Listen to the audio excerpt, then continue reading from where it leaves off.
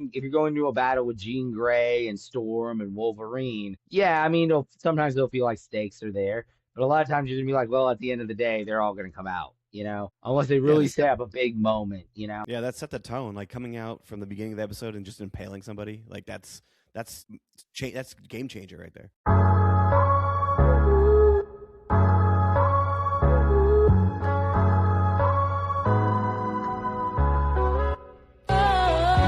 Hear ye, and welcome to the Royal Geek Podcast. I'm your host tonight, Justin Sandoval, aka Sandy, and as always, I am joined by Anthony Amato, who we like to call Shamato, and our boy Jordan Mosley, the landlord himself. Ladies and gentlemen, thank you for tuning into the Royal Geek Podcast.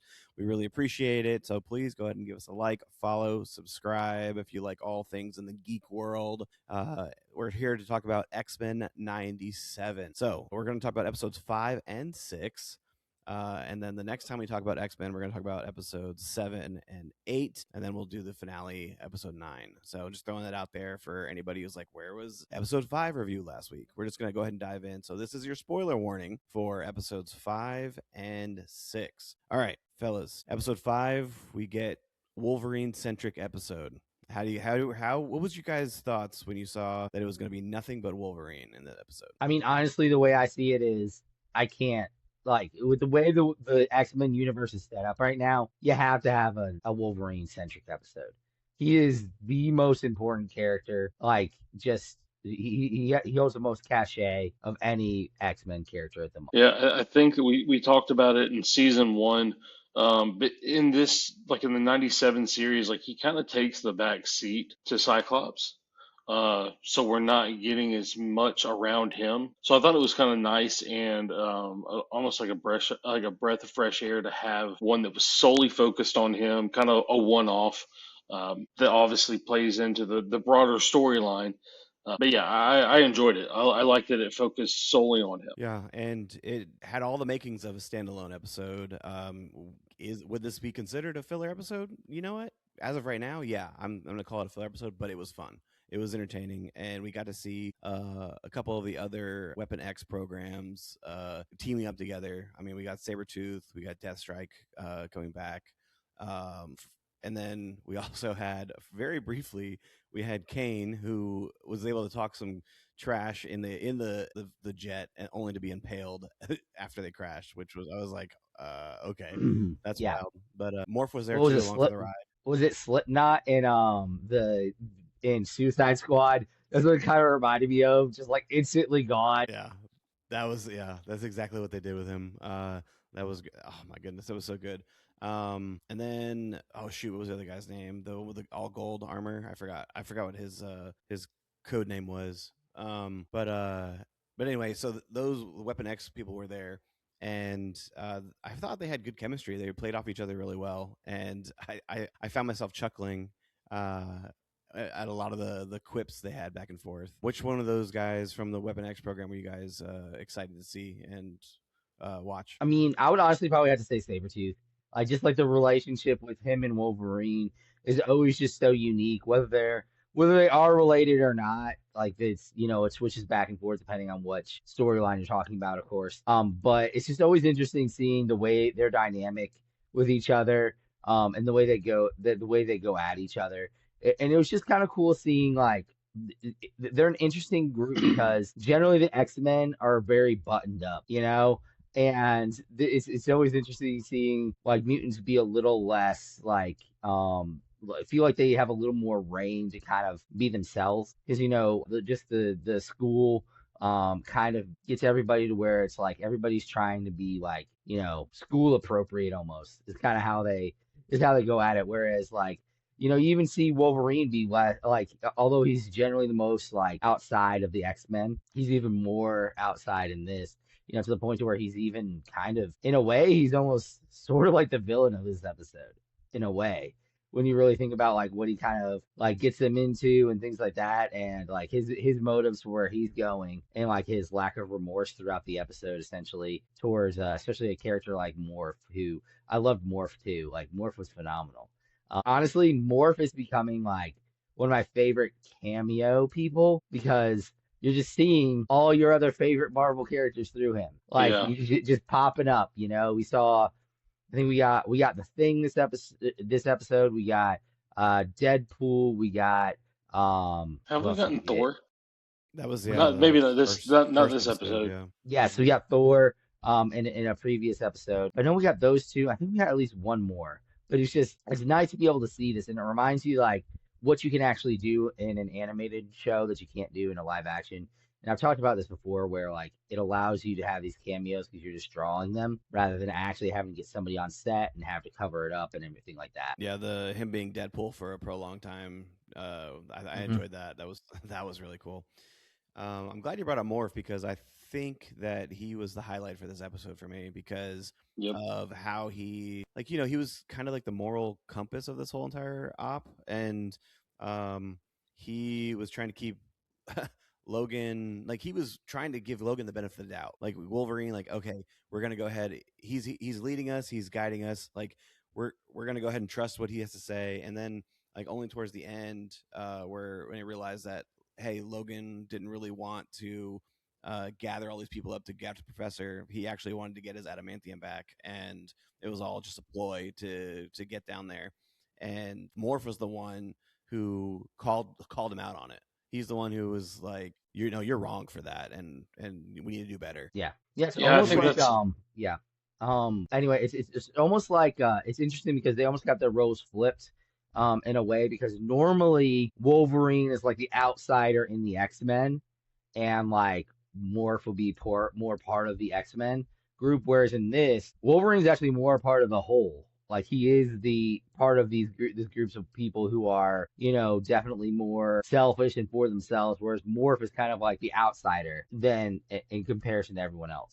yeah. I think it was interesting, just kind of seeing Logan in the, you know, obviously he had his own personal agenda, and I mean for Morph to call him on his crap and just kind of like let him sit in it. I'm really interested to see like where that goes. If he really does feel remorse for, I mean, honestly, doing it kind of in a crappy way and putting a bunch of people like in jeopardy. Good But I point. mean, Yeah. ultimately, at the end of the day, like he got what he was going for. Yeah, that was a honestly kind of d-bag move for sure because Honestly, yeah.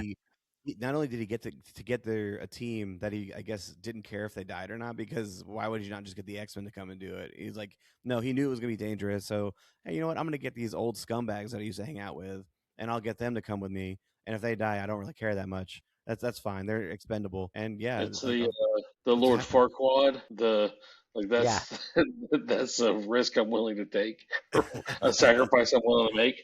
Yep. Yes. There you go. It'll That's be exactly what it interesting to is. see how that ends up playing out. Like, what if we find out in a later episode that he was actually essentially put up to it because there's a version of this universe where if he doesn't get his adamantium claws, we lose. Like the X-Men lose. Like is this part of a greater plan where he's taking the heat in the moment, but he was actually essentially doing the right thing in the long run, but he just kind of he does the Wolverine thing where he's doing the right thing, but he's being the brooding dude who isn't really willing to tell you why he's doing the right thing. Yeah, and yeah, that would be interesting to see. I wonder if he got a vision from whether it's like Rachel Summers or somebody else like gave him that kind of vision. That would be a really cool turn on that. And maybe that's would make this episode actually meaningful in the canon of things, as far as the apocalypse storyline goes. I did find interesting. You mentioned Wolverine doing what he's good at. Like Morph dropped the line of like, oh, he's because Wolverine, his main thing is like, what I do ain't pretty, but I'm good at doing it, like that kind of thing. Whatever the line is, I forget. But he's good at what he does, but what he does is not good. That's what it was. But anyway, Morph dropped that line, and then it like cold cuts to Wolverine just slashing these aliens. And the aliens, actually, I thought the animation was really top notch in this episode, and the aliens especially, because when they like morphed with Wolverine, I thought that was like one of the coolest looking hybrids I've seen. Yeah, It was honestly terrifying. Yes, yes, it was. What are you guys' thoughts on these aliens? I mean, I I think it thought it just gave was like kind of stakes in the moment of like, all of a sudden you were like, okay, so it isn't just about getting at this professor, this idea of like, we're just gonna be kind of contained in what it is, getting at this professor doing his thing. It became a bigger issue about like the entire group and their survival, and do they save themselves? Do they try to take out what's going on and kind of like dealing with that kind of thing? Yeah, yeah. I think it's really cool that like what the show does well is they pull a lot from like the history of X-Men, right? And a lot of it I don't know, so it's not like I'm like a massive expert. But like if you start diving into it, you're like you can see where they're pulling this stuff from, right? So like if you look up the issue they pulled this from is from like 1988, like the look of Wolverine, and it's I mean it's pretty spot on. And so like it's I think it's cool whenever you see people behind the scenes that are pulling the strings that really care about the project, and like I enjoy kind of looking and finding like Easter eggs in it and then going and then researching those so I can gain like better knowledge about it. But yeah, I thought the animation was awesome in it. The fight scenes were cool. It was fast paced episode. Kind of had like a weird, almost like a horror feel to it. Like you ever play that video game like Dead Space, like where it's just like something could pop out like around the corner, and I really liked it. It was a cool change of pace, like in a good way. Whereas I think sometimes season one, we had that weird the Nintendo or whatever it was called. oh yeah, yeah, Like that's right. it was trash. Because it felt weird within the realm of a season. Whereas I felt this like had a good place in it, and actually adds to the storyline. It was just generally cool. Yeah, no, I definitely enjoyed like the Wolverine centric side quest. Like I'll take that any day. You're right because of that the first season, that Mondo episode where it was like inside a video game with Jubilee.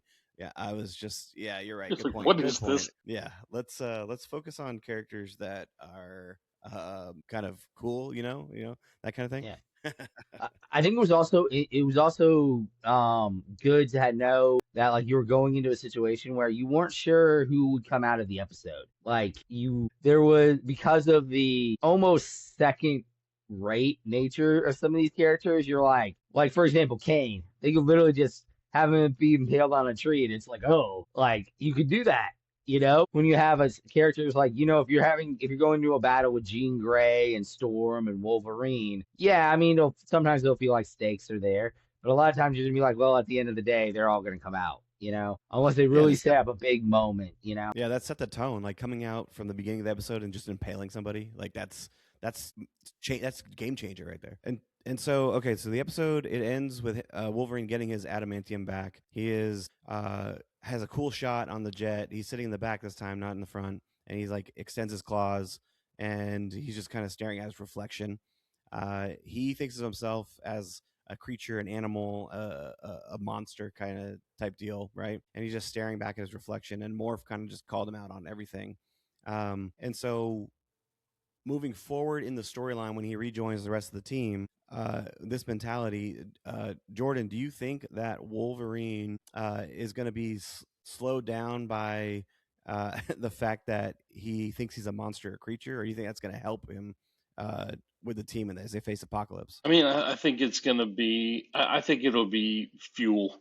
I think he has come to peace with that side of himself, where he's like, you know what, this is what I am, and this is the direction I'm going to go. Like no matter what, no matter who it affects. Like I know who I am, and obviously like what he's good at. So I think it just adds fuel to the fire. Yeah. Yeah. What Um, about you, Moto? and I think, yeah, I think it would be an interesting thing about him as well is they're essentially the only people that can cut him are the X-Men. So I think this could be if it isn't something along the lines like he was put up to doing this because it was necessary for the storyline, I think it could be something to where the point to uses his fuel as like a positive for his own like growth as a person. Yeah, I'm excited to see where he goes from here. He potentially unlocks a new feral form, like which we could see. We've been seeing a a lot of different versions of characters and costumes and stuff like that. So I'd be interested to see if they unlock the feral Wolverine and unleash it on Apocalypse. That'd be pretty cool. Then the episode transitions to 6, and we're back with the regular team who is I guess Back to the Future. Huh? How about that? They are we see Professor Xavier inside the Danger Room replaying Apocalypse destroying Magneto over and over and over and over again. Shamato, what? Tell me about the scene, dude. Like, what did it do to you when you were watching it? Honestly, the biggest thing that I was like, oh, Charles, you're being such a pansy right now. That was like my biggest thing, like pulling out of it. And I was also already seeing, I was like, dude, how are you? He was letting his grief for Magnus like blind him for what the Danger Room was doing. Like there were moments there where if he was really paying attention, he would have seen what the Danger Room was doing, like from the Yeah, very beginning. Um, yeah, but the scenes with Magneto though were like seeing him just constantly just get annihilated was rough. It was because he's just like I mean we had that he's my favorite Marvel villain. He is such an amazing character. And they're really going for like the anti-hero vibe for him a lot in this series. Sometimes he is like straight villain, sometimes he's more of an anti-hero. He's definitely the anti-hero in this version. yeah, for sure. Jordan, when you saw Magneto die over and over again in the Danger Room, what was that? What were your thoughts on that one? I was glad that they showed it from different angles and all that. That was cool. We talked about last week or last time the like where you can like see his like ribs light up. Like that was pretty awesome. But a lot of my thoughts were like what Shimada said. I was like, man, you kind of sound like a wimp right now. Like again, somebody pick this man up and like put him back in his chair because like he's just crawling on the ground like I don't know. It just wasn't a good look for Charles. Yeah. Yeah. The thought that came to mind for me was like he's supposed to be teaching students how to deal with not only the dangers of the world, but then like the sorrow and grief that the world throws at you. And I feel like he is not practicing what he's preaching right now. And so, I mean, he's doing it isolated, so nobody's actually like there watching him except for the Danger Room computer herself. But I was just like, Charles, you're supposed to be the mentor, the teacher right now. But that's the point right there, is because he's supposed to be like this buttoned up guy, and the death of his friend has kind of derailed him enough to where he's kind of out of character. And so, yeah, once he pulled it together, it started to flow better. And we do see later on that like Polaris she gets fired from X Force. They're talking about Magneto, her father, like father like daughter. She's uncontrollable, chaotic. She like they're painting this picture of her, and so she returns back to the mansion, and she when she's walking around, there's nobody there. My first thought was like, I'm pretty sure I saw kids there the scene before. Like, where the heck is everybody? And then she does get greeted in her room. But I actually enjoyed diving deeper into the character of Polaris for this episode. The last time I saw her like centric was in the FX show Gifted, where she is live action and she's one of the characters in the show. But Shamato, like, what do you like about Polaris in general? So honestly, she has super cool powers. Like, and seeing her, it was really cool seeing like in the last couple episodes, see her growth. And kind of her kind of coming to grips with who she is, where she's from. She's afraid of becoming the worst parts of her father. Like that's really what it comes down to for her. Like this person who she only saw from afar. She never really knew him as a father. She just knows him as, this idea in the back of her mind of what could be a bad path for her. And it was interesting seeing her try to fight a lot of her own herself in the episode, in her dealing with with that. And it also, you also see she's used as essentially a course correction throughout the episode for Professor X. You know, we basically through the first half to the second half of the episode, you see a giant shift in him as he kind of finds his moral compass again, as he sees someone who needs his guidance once again. That's a good point. Yeah. We do see that shift come because of the foil in this episode is the danger room itself, and when Polaris is in the danger room, it the AI system, it actually like acknowledges like, oh, former star student has returned, that kind of thing, because apparently she's made a name for herself defeating things in the danger room. But I found it interesting that the danger room is all about the survival of the fittest, because it sees the the scenes over and over again with Apocalypse talking about the survival of the fittest. So like Apocalypse kind of planted that seed to make the danger room a sentient being and overcome. And then it like flips the script on everybody in the danger room, closes the door, and then Bishop, all these kids, and Polaris are in there, and the room is just throwing everything at them. Honestly, like one kid got injured, but I really thought there was gonna be more people taking hits, but it didn't end up that way. But when the danger room started forming its body, Jordan, what did that make you think when the danger room was starting to come together? It's like I did not expect the danger room to have dreadlocks. Like that was my first thought. I'm like, huh, well, that's a choice. But What about the overall, curves? What about the curves? Was that a choice too? it was a choice. It was a choice. You know, whatever sells, I guess. Yeah, I kind of thought of like Medusa. That's what I was kind of thinking. Like when I was Mm, thinking of her, like her style reminded me of like a Medusa type it was character. more like Seducia. Mhm. Look at him. Look at him. He's here all night, ladies and gentlemen. Yeah, I was not expecting. I mean, I know I've seen some sorts of like variants of that character in the comic books, but I'm not an expert of it.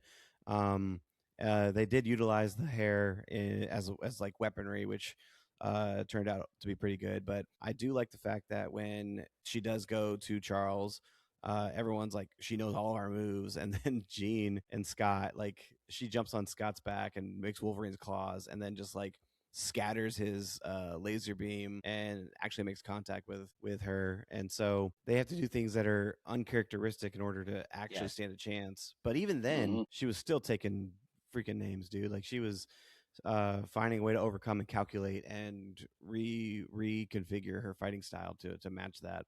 And then the battle on Genosha. Point out two things here with animation. Phenomenal fight scene, first off, but when they were showing Danger like dodge and go back and forth, and you could see like the after image and how fast that she was moving to dodge attacks. The animation was so crisp and clean, man. I'm telling you, like the fight scene was incredible.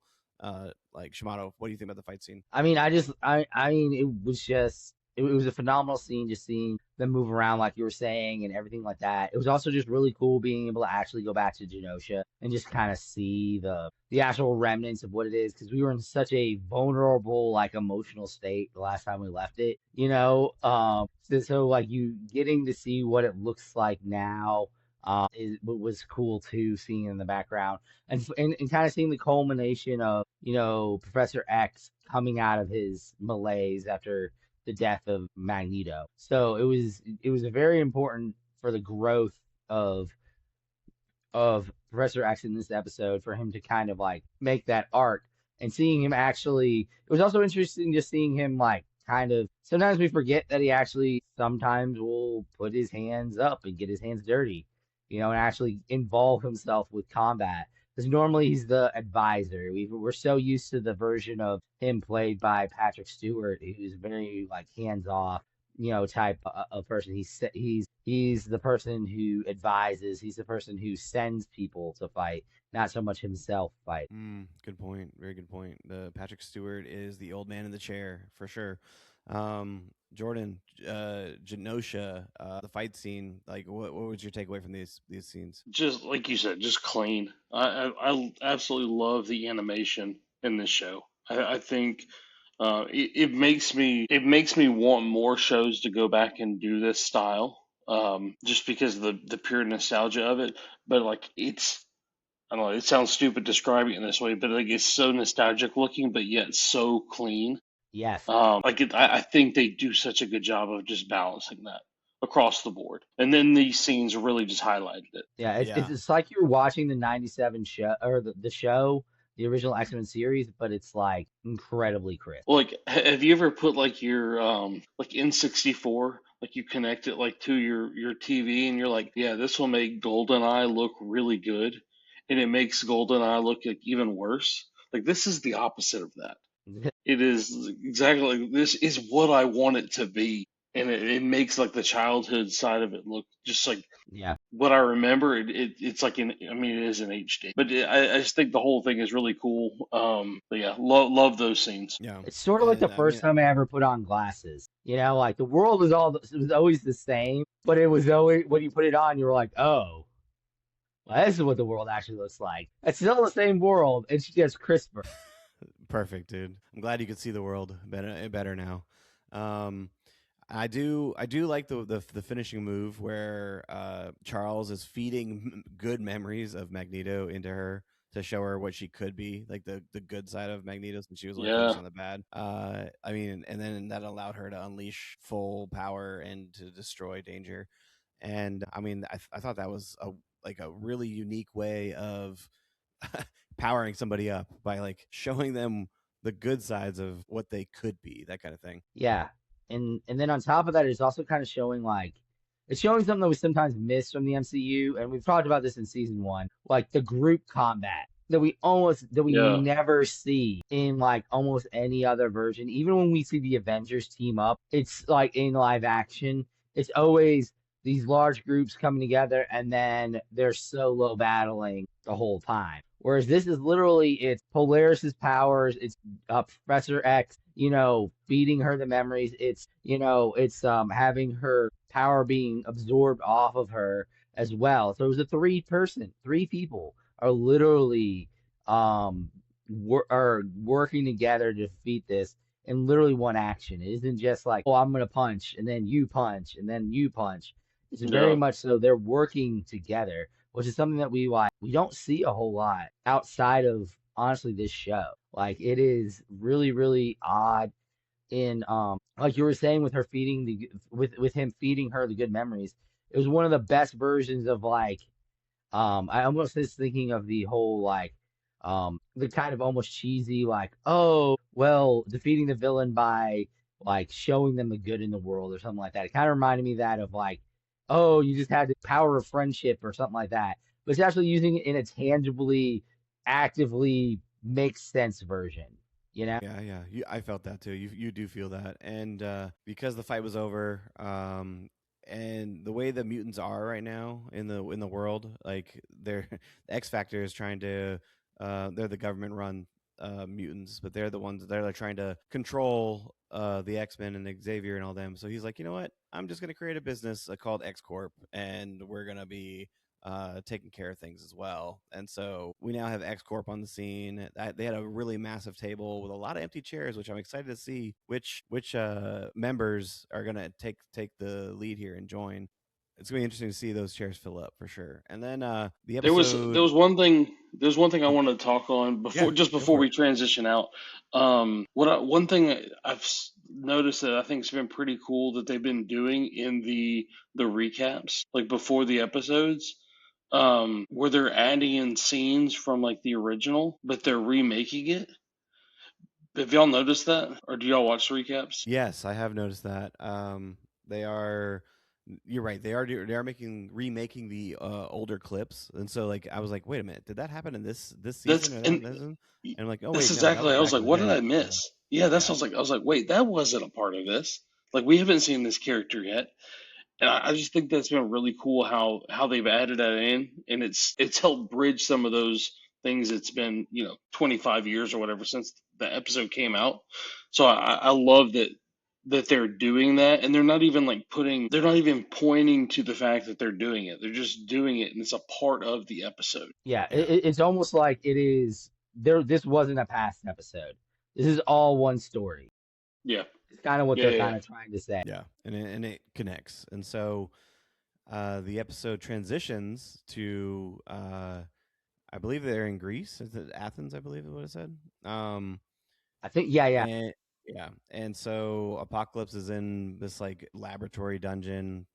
I instantly knew. I was like, oh, he's creating a horseman. We're gonna get horseman here. Yep. And I didn't know who it was going to be at first because the silhouette didn't really show much. But then when the cards flew off the table and turned into like tarot cards, Yeah. like I was like, okay, this is gonna be wild. And Gambit, we do see Gambit resurrected as a horseman, and then the episode ends, dude. I was not only is this going to do some damage for Rogue, but I was just thinking about all the cool power fight scenes that Gambit's going to provide for us forward. Definitely. My goodness, dude, I cannot wait to see more of these animation style with Gambit's fighting style. Yeah. And especially the unhinged. It's gonna be much more like loose because he's now a horseman. He's gonna be he's gonna be less likely to be avoiding like dealing damage. Like he's gonna be just destruction. He'll do 52 card pickup for sure. Like just toss his cards in the air and just let it loose. Yeah, I think that's going to be awesome. Yeah, and we'll get to see probably some more horsemen be added as well. I don't know who they could be. I mean, maybe we'll get some more hints of doing that. And I know who they have been in the comic books, which he's got quite a bit. So it could be numerous ones. But I'm excited to see where that goes. I mean, part of me is like, will they bring Magneto back and have him as a horseman? Is that a possibility? That's who I was thinking was a possibility that was on the table before we got like the big reveal. Because like color wise, for a moment, like they're pretty similar color wise with the purples and stuff like that. So you're like, for a second, I was like, Magneto? But then, yeah, once you see the cards, you're like, okay, yeah, I get you. I got you there. Yeah, exactly. So yeah, I'm excited, dude. I'm excited to see what happens, and we'll be here to talk about it on the Royal Geek Podcast. So I think we've talked long enough, fellas. T-Roll, you're off somewhere. I don't know where you are, but you definitely didn't tell us wherever you are. Like, yeah, you definitely did not tell us. No, he didn't tell us. Exactly. So we'll definitely keep going with X-Men. We'll take a week off from X-Men next week, but we'll pick it back up with episodes 7 and 8 in 2 weeks. So we look forward to talking about it and discussing with you. Thank you so much for listening to the Royal Geek Podcast. I'm your host, Sandy, and thank you from Shamato and the landlord himself. And we will see you next time, you peasants.